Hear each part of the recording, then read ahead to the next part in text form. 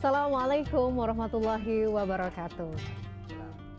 Pemirsa gapai kemuliaan yang dirahmati Allah, nafsu pada dasarnya adalah salah satu fitrah yang diberikan oleh Allah Azza wa Jalla pada diri manusia.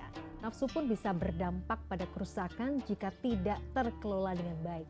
Salah satu tokoh ulama yang memberikan perhatian besar untuk urusan manajemen nafsu ini adalah Imam Al-Ghazali. Lantas di tengah tantangan kehidupan dunia yang semakin berat ini, bagaimana Islam memberikan panduan bagi kita untuk bisa senantiasa mengontrol hawa nafsu ini? Nah pemirsa, untuk bahas tema jangan biarkan nafsu menguasaimu ini sudah hadir bersama saya di studio. Ada gurunda kita semua, Kiai Haji Haris Hakam. Assalamualaikum Pak Kiai. Waalaikumsalam warahmatullahi wabarakatuh. Terima kasih sudah hadir. Sama-sama. Makin sehat kayaknya hari ini. Amin ya Allah.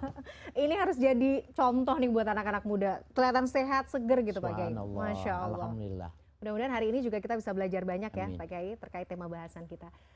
Bagi Anda pemirsa yang juga memiliki pertanyaan, Anda bisa mengirimkan pertanyaan Anda melalui nomor WhatsApp yang tertera di layar kaca. Anda juga berkesempatan untuk bertanya langsung kepada Pak Kiai melalui sambungan Zoom yang nanti secara teknis akan ditentukan oleh tim Gapai Kemuliaan. Pak Kiai, bicara soal nafsu, gimana ya? Makin kesini nih kayaknya saya semakin, maksudnya karena kita gampang banget kan sosial media ini, ada banyak banget konten yang kayaknya orang sekarang tuh makin susah untuk mengontrol, kekerasan di mana-mana. Ini kan berkaitan juga dengan pengelolaan nafsu.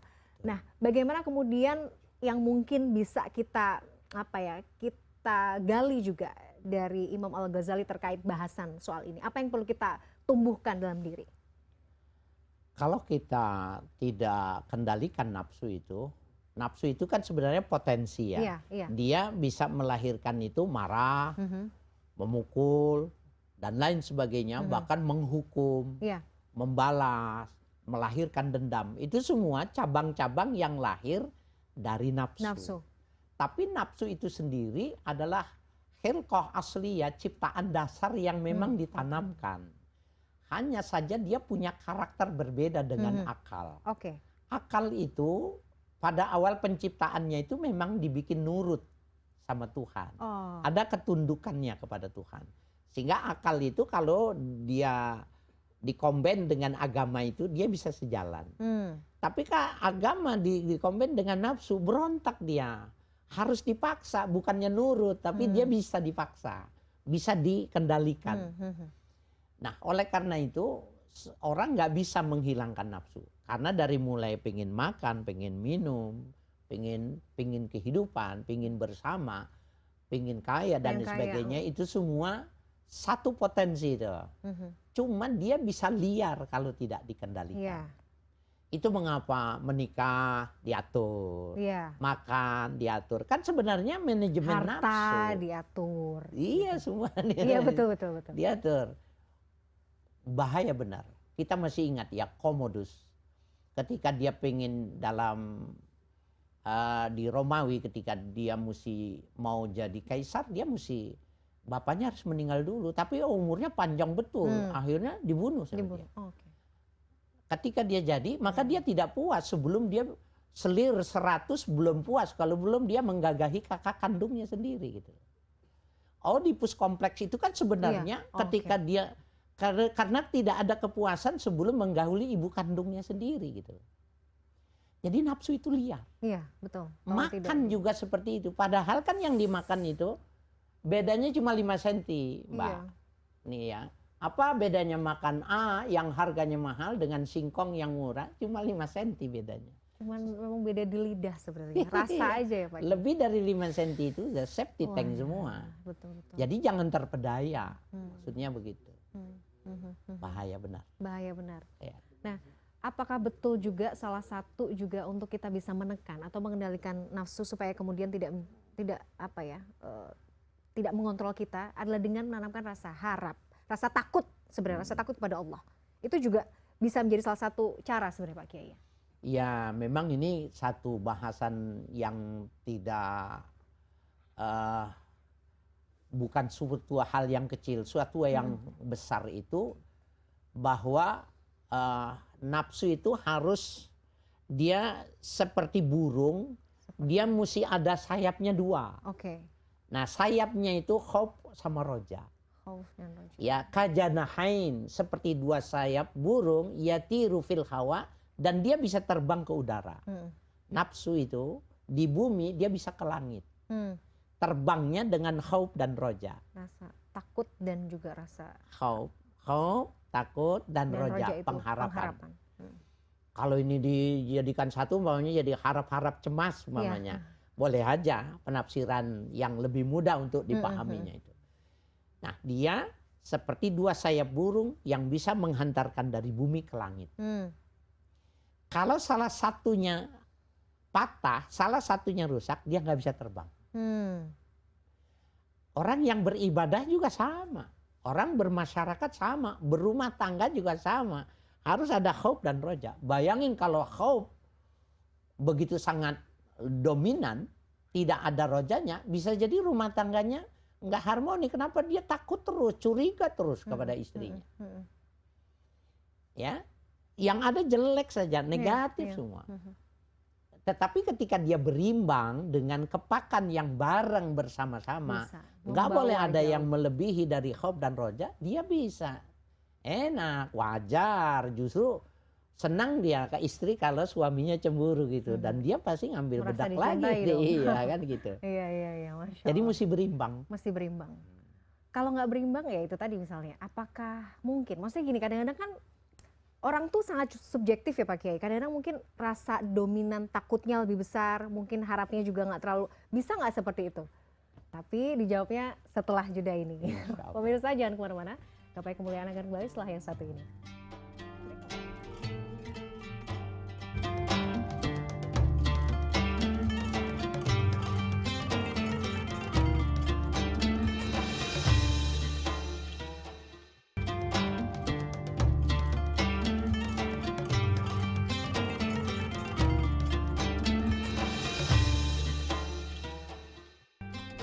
Pemirsa, terima kasih Anda masih menyaksikan Gapai Kemuliaan dalam episode Jangan Biarkan Nafsu Menguasaimu. Pak Kiai, tadi bahasan soal khauf dan roja. Kalau misalnya ada orang yang, itu tadi kan harap-harap cemas. Misalnya orang ada yang takutnya lebih dominan. Sementara mungkin pengharapannya juga malah justru nggak ada pengharapan. Atau sebaliknya, misalnya ada orang yang melakukan dosa. Ya nggak apa-apa kan, Allah kan maha pengampun ya. Gak apa-apa lah dikit-dikit, nanti kan tinggal tobat, menggampangkan dosa. Jadi ya gitu, karena merasa Allah itu selalu ada, Allah itu selalu memberikan pengampunan. Nah, bagaimana dengan konsep berpikir yang seperti ini? Ya nggak boleh. Jadi gini, kalau diibaratkan dua sayap, kalau kita mau sholat, maka sebelum sholat itu yang mesti kita tanamkan itu khauf, takut. Ya Allah, ibadah saya selama ini belum bagus ya Allah. Jangan-jangan ibadah saya kau tolak ya Allah. Itu akan melahirkan keseriusan dia. Ketika dia sudah selesai sholat, roja yang dia setel. Ya Allah, kau yang maha murah, kau yang maha pengampun, kau yang maha tahu. Hanya ini kebiasaan hambamu. Kami akan berusaha lebih bagus ya Allah. Terimalah kekurangan. Ya, tutuplah bolong dari ibadah-ibadah yang kami belum sempurna. Itu benar tuh. Mau melakukan sesuatu, khauf. Sesudah melakukan satu, roja. Ya, itu benar. Tetapi kalau dia khaufnya itu berlebihan, nggak bagus. Atau kalau yang tadi contoh itu rojanya yang berlebihan. Tuhan kan mau kasih, Tuhan kan penyayang, masa gini aja gitu. Nanti dia menyepelekan justru. Karena khaufnya rendah.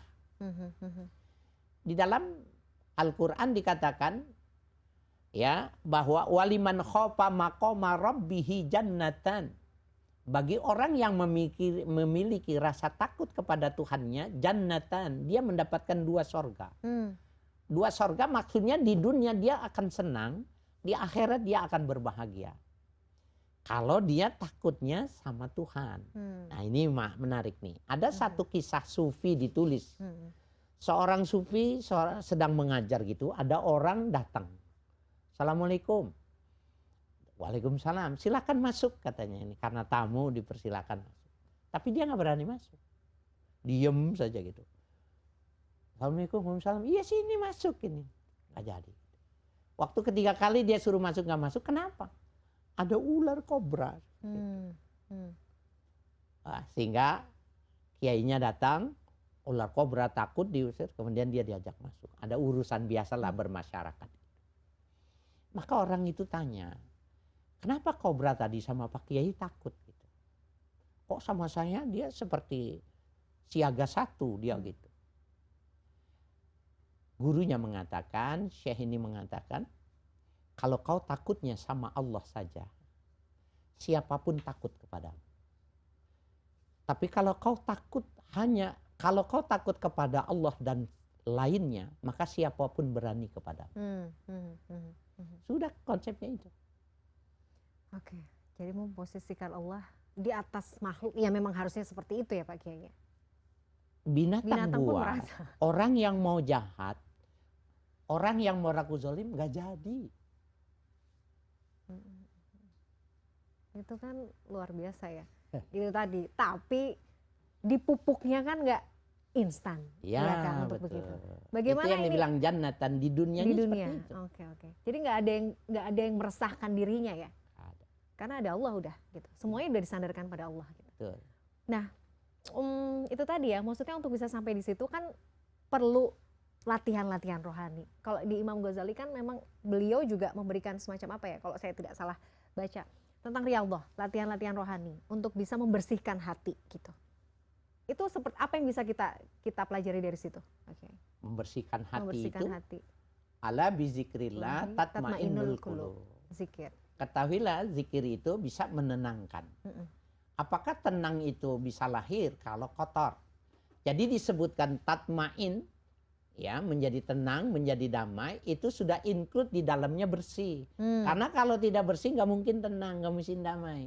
Kita kalau rumah kita kotor, nggak mungkin kita jinak, nggak mungkin kita senang di rumah itu. Maka kita mesti bersihkan dulu, baru timbul ketenangan. Jadi ketika pilihan kata tatmainnu itu sudah include di dalamnya, harus dibersihkan dulu. Nah, membersihkannya dengan zikir. Nah, nanti metode zikir itu, para pemirsa jangan kecewa, jangan menganggap berbeda, jangan menganggap nyeleneh ketika toriko itu punya metode, punya cara, punya kaifiat yang antara satu mursyid itu guru kalau di kelas, mursyid yang satu dengan yang lainnya itu tidak bersamaan. Ada yang dengan bersuara. Ada satu daerah di Jawa Barat itu kalau kita ke sana itu kita menyebut la ilaha illallah tapi dengan suara. Kita dibimbingnya itu dengan dekat curug, air terjun gitu. La ilaha illallah, la ilaha, dengan suara keras sekuat kita tenaga seperti ya orang yang melatih vokal, ya vokalis itu. Terus 100, 300, 500, 700, 1000. Dipegang kalau sudah panas suruh istirahat dulu. Tapi nggak boleh minum. Nanti setelah setengah jam sudah reda baru minum. Kemudian zikir lagi, dilatih seperti itu. Lama-lama dia kuat tidak minum, zikir tapi tidak minum. Ya, dan dia nggak panas dipegang itu, stabil tubuhnya. Dan lama kelamaan hatinya yang hidup.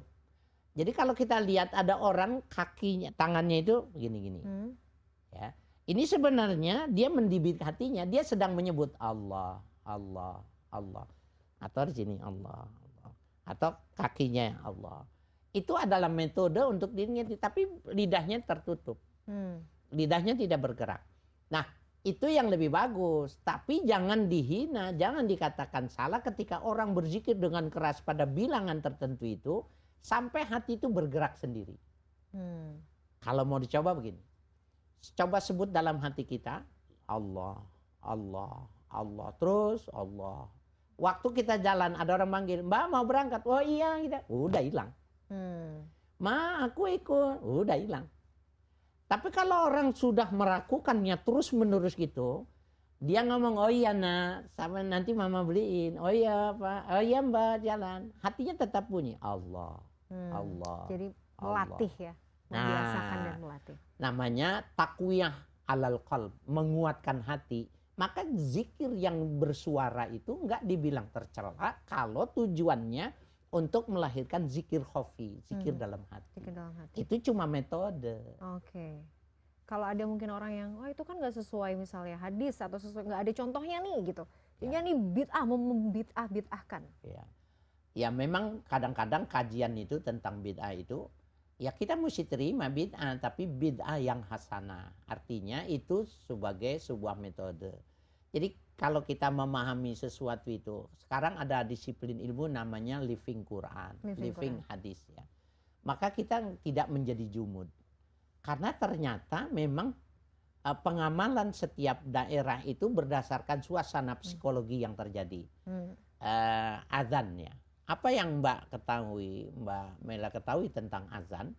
Azan itu awalnya panggilan sholat itu dengan api unggun kalau maghrib, isya, subuh. Tapi zuhur dan asar itu masih pukul lonceng. Sehingga tidak ada bedanya dengan orang Nasrani. Kemudian ada 2 orang sahabat yang diberi mimpi kalimatut thayyibah yang pada akhirnya kata Nabi itu kamu jadikan i'lan. Kamu jadikan azan. Nah itu yang mimpi 2 orang itu. Nah setelah itu tidak digunakan lagi itu lonceng dengan api unggun. Maka dengan azan itulah. Berarti azan itu panggilan sholat. Oke. Di beberapa daerah masih pakai beduk kan? Ya. Biasanya kalau di Indonesia kan masih. Itu sama itu kasih interpretasi dari lonceng gitu ya. Suatu saat sahabat itu di padang pasir itu bertemu dengan setan yang berwujud. Tambah tinggi. Dia mau lari ke sana jauh, ke sana nggak ada pinggirnya, ke depan maju dia berhadapan. Maka dia azan. Wah. Setan itu lari. Waktu dia ketemu sama Rasulullah, dia bilang, ya Rasulullah, aku ketemu setan dan aku azan. Apakah itu dibenarkan? Nabi mengatakan, fayazhabu bid-durat. Setan itu kalau dengar azan dia akan lari terkentut-kentut, kata Nabi. Berarti apa itu maknanya? Boleh. Padahal kan aslinya panggilan salat kan. Kemudian ketika Hasan dan Husain itu lahir, diazankan di sebelah kanan, diazankan di sebelah kiri. Katanya buat manggil salat, kenapa diazankan bagi anak yang baru lahir? Ini yang disebut dengan living hadis. Saya ingin mengatakan gini, ketika ada orang yang dimasukkan ke liang kubur diazanin komatin, mana dalilnya? Kenapa tidak dipertanyakan sahabat ini ketika dia bertemu sama setan yang berwujud itu? Dia nggak cari dalil dulu, tapi dia kerjain dulu baru ditanyakan ke Nabi. Kemudian kenapa orang lahir? Apa hubungannya lahir dengan azan? Karena ternyata Nabi mengatakan setan akan lari mendengar azan itu. Oh, sebelum dia lahir, dia mesti tahu di dunia ini Allah Maha Besar. Oh, ketika di dalam kuburan dia ketemu, dia akan banyak diganggu oleh iblis, oleh setan itu. Diazankan dia nanti akan terlindung. Itu kan cuma interpretasi yang di dalam bahasa usul fikih disebut dengan mengkias. Nah, ketika kias ini ditolak sama mereka ya biarin aja, tapi jangan dibilang itu bid'ah. Gitu. Yang nggak boleh itu yang benar-benar tidak punya argumentasi. Wala takfu ma laisa laka bihi ilmun. Jangan kamu melakukan yang tidak ada ilmunya. Ini kan ada. Namanya living hadis. Masya Allah. Ini kalau bicara soal contoh yang kemudian sudah diteladankan oleh Rasulullah SAW, apa yang bisa kita pelajari dari beliau, Pak Kiai? Artinya kan perpaduan antara khauf dan rojanya yang mungkin kita bisa pahami, kita bisa belajar dari Rasulullah dan mungkin generasi-generasi terbaik Islam pada zaman dahulu. Nabi itu di dalam salah satu perang yang besar itu, beliau mengungkapkan, ya Allah, bila tidak kau berikan pertolongan, bisa jadi tidak akan ada lagi yang sujud kepadamu, ya Allah. Berikanlah pertolonganmu itu, ya Allah. Itu namanya khauf. Ya. Tetapi setelah berperang, Nabi tidak menggunakan khauf. Nabi menggunakannya roja. Karena ayatnya mengatakan intan surullah yansurkum. Kalau kau bela agama Allah, kau akan ditolong. Itu mengapa turun 1000 ya malaikat dalam wujud manusia yang siap bertempur sehingga mampu. Nah, jadi sebelum melakukan sesuatu meletakkan khauf, di tengah dan sesudahnya letakkan roja. Masya Allah, itu perpaduannya ya. Dan harus dilaksanakan secara berimbang bersama-sama ya. Seperti dua sayap. Dua kepakan sayap burung itu. Masya Allah. Pak Kiai, kita harus jeda dulu. Pemirsa jangan kemana-mana, Gapai Kemuliaan akan kembali setelah yang satu ini.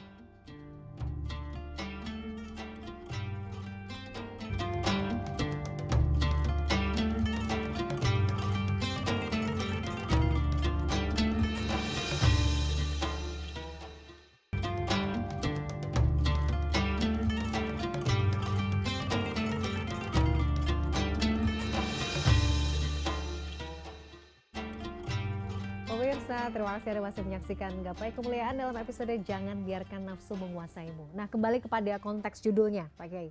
Jangan biarkan nafsu menguasaimu, tapi kita korelasikan dengan tadi, khauf dan roja. Bagaimana ini bisa jalan yang ya kita kemudian tidak dikontrol oleh hawa nafsu kita. Otomatis orang kalau meletakkan dua sayapnya khauf dan roja, dia akan terpelihara otomatis. Karena dia ingat terus gitu. Kalau dia khauf, dia tahu dia nggak sempurna, dia kecil, dia nggak mampu. Kalau dia sudah lakukan, dia tahu Tuhan menolong dia gitu. Ini dua cara. Bahkan khauf itu harus lebih dominan, lebih banyak diterapkannya itu dalam pengertian begini. Orang yang ada satu kisah yang menarik bahwa Nabi mengatakan dulu ada seorang laki-laki itu layak malu amalan qattu illa tauhid. Dia tidak pernah beribadah kecuali dia tauhidnya benar gitu. Nah, kemudian dia mengatakan pada akhir hayatnya itu, nanti kalau aku mati, kau bakar. Ya, idza mitu fahrikuni, kalau aku mati kau bakar. Sumas hakuni, kemudian kau tumbuk tulangku yang belum hancur. Sumazuru nisfi fil barri wal bahar. Nanti kau bagi dua debu itu. Separuh kau tabur di tengah padang pasir, separuh kau tabur di tengah lautan. Fi yaumir rih, ketika angin sedang kencang, kau tabur. Apa sebenarnya ini? Kita nggak bisa paham kalau tidak dijelaskan sama Allah. Faizan baina yadaillah. Ketika itu orang itu dihadapkan di hadapan Allah, ditiupkan ruh. Allah bertanya, "Mahamalaka ala ma sana'ta?" Apa yang menjadi halanganmu ketika kau melakukan itu? Khaufka minka ya Allah. Aku takut sama engkau ya Allah. Karena dia nggak pernah ibadah. Bayangin ya, nggak pernah ibadah. Cuma kata Nabi, cuma satu yang dia punya. Takutnya benar gitu. Kepada siapa dia takut. Sampai minta dihancurkan itu. Hadis ini riwayat Ahmad. Dan disahihkan oleh para muhadis. Dikatakan faghafarallahu lahu. Allah masih mau mengampuni orang ini. Jangan dibalik. Ibadahnya banyak. Tapi dia nggak tahu kepada siapa dia mesti takut. Nggak ada ampun. Oh iya, betul. Bahkan ya orang yang tidak beribadah, maksudnya gini, tapi dia masih punya rasa takut, ya Allah masih ampuni. Masih takut, masih diampuni. Masih diampuni, Masya Allah. Tapi ibadahnya banyak, tapi dia tidak tahu tentang kepada siapa dia mesti takut. Dia justru takut sama pimpinannya, dia takut sama untuk mengejar, bosnya dan lain sebagainya. Mengejar penilaian makhluk gitu ya misalnya Pak Kiai. Itu juga berbahaya. La yaghdaballahu man kana fihi fi qalbihi makhofatan. Allah tidak akan menyiksa seseorang bila di dalam hatinya ada rasa takut kepadanya. Khauf. Tapi jangan kemudian ini ditafsirkan, wah ya udahlah kita nggak usah aja. Mendingan gitu. Takut aja nggak usah ibadah. Bukan juga. Nggak bisa begitu juga ya. Bukan juga. Kalau tahu ilmunya ya harus itu ya. Karena kan kita juga akan dimintai pertanggungjawaban juga ya Pak Kiai atas itu. Nah kalau ada orang yang memudah-mudahkan gitu, oh ya udahlah yang penting saya tahu lah saya harus beribadah kepada siapa, Allah yang satu gini. Tapi kan urusan ibadah udahlah urusan saya sama Allah, kamu nggak usah ikut campur misalnya. Ada yang begitu, itu kan gitu. Cuma kedok aja ya, itu kan cuma topeng aja. Sebenarnya untuk menutupi diri gitu ya. Sebenarnya orang yang seperti itu harus kita dekati. Gitu. Harus didekati. Sebenarnya masih ada kemauan dia untuk beribadah, cuma topengnya lebih dominan. Nanti kita kasih tahu, topeng ini nanti di kuburan nggak bisa dibawa gitu loh. Nah kalau kadang-kadang orangnya kita justru malah males ngasih taunya karena orangnya aduh ini emang susah banget. Ya udahlah kayaknya emang jauh lah ini dari hidayah, itu juga nggak boleh ya Pak Kiai? Nggak boleh, berarti kan putus asa kita. Terus saja kita berikan pemahaman. Dengan cara yang sebisa. Baik. Dan kan kalau di dalam metode dakwah Al-Quran itu pertama ya bil hikmah. Bil hikmah dengan hikmah. Bil mau'izatil hasanah. Kemudian bil jidal. Itu adalah metode beberapa pendekatan. Kalau bil hikmah itu artinya berbicara dari hati ke hati. Jadi membicarakan A seperti orang yang main karambol. Jangan menyebut kata A itu, tetapi dengan tamsil perumpamaan yang menyentuh. Nah ini kajian tasawuf ini. Itu bil hikmah. wal mau'izatil hasanah itu bukan cuma dengan cara amal, tetapi dengan uswah, contoh-contoh. Kita dirubah bukan dengan ucapannya, tapi dengan perbuatannya. Nah, yang ketiga jidal. Sebenarnya gimana sih menurut kamu? Itu kan tahapan-tahapan. Jadi nggak menjudge, karena kadang-kadang orang itu lebih duluan judgingnya gitu, menghukumi dan menghakimi gitu kadang-kadang. Itu juga harus juga belajar ya, Pak Kiai. Harus ikuti acara ini terus. Ini promo ya, Pak Kiai, sebagai closing statement terkait bahasan kita hari ini. Apa yang kalau disarikan, apa yang ingin disampaikan? Ya, intisari kajian kita tentang khauf dan roja, bahwa keselamatan yang bisa kita peroleh ketika dua hal ini kita pahami sebagai sayap. Pahami saja kita mesti terbang, kita mesti bertemu sama Allah, kita mesti punya alat. Nah, alat terbang kita itu khauf dan roja. Sudah cara memahaminya itu, kalau takut berlebihan, maka kita menjadi orang yang pesimis. Kalau roja yang terlalu dominan, maka kita akan menggampangkan Tuhan dan selalu mengatakan Tuhan Maha Esa, Tuhan Maha Pengampun, Tuhan Maha Mengetahui, dan kita suka melakukan kesalahan, ya Allah cuma sekali ini aja. Itu sebabnya cuma sederhana, karena khauf dan rojanya itu tidak mengepaknya tidak secara bareng. Tapi kalau dikepakkannya secara bareng, enggak. Dan itu kepakan itu yang menandakan bahwa dia nggak bisa tanpa ada bantuan dua sayap. Jadi ya wajib. Dua-duanya ya. Harus dipahami sesuatu yang bisa menghantarkan. Karena itu alat. Jadi anggap ini alat. Nah, nggak bisa kita ke sana. Latih, dan itu harus harus latihan. Harus latihan. Latihannya nanti? Insya Allah. Insya Allah nanti kita akan bedah di episode tersendiri ya, Insya Allah. Masya Allah. Terima kasih Pak Kiai sudah hadir dan memberikan ilmu pada pagi hari ini. Pemirsa, tidak terasa kita sudah sampai di penghujung program Gapai Kemuliaan. Semoga apa yang tadi kita bahas bisa menambah iman kita, ilmu kita terhadap Allah Azza wa Jalla. Saya Mladia Rahma dan juga Kiai Haji Haris Hakam undur diri. Insya Allah kita akan jumpa pada Gapai Kemuliaan berikutnya. Wabillahi taufiq wal hidayah. Wassalamualaikum warahmatullahi wabarakatuh. Waalaikumsalam warahmatullahi wabarakatuh. Terima kasih.